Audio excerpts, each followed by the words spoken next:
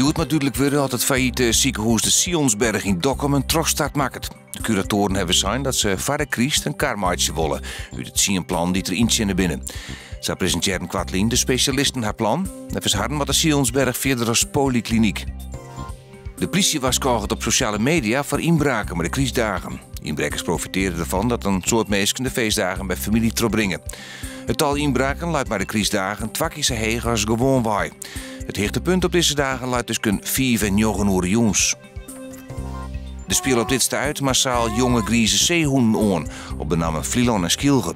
Dat komt onder andere de Hudde Wien. De jonge beesten kunnen net goed zwemmen. Mensen worden waarschijnlijk om de zeehoen maar rest te litten. De geboortepiek is wel heel dit jeder. Dit weer het nog om oude hinnen. Joen en vannacht reinerig waar. Het wordt 9 graden en er ziet nog altijd een stormheftige zuidwestenwind. Maar kans op windstieten. Morgen geregeld rein, 10 graden. De westenwind is krachtig onthut. In de Christjoen meest droog waar.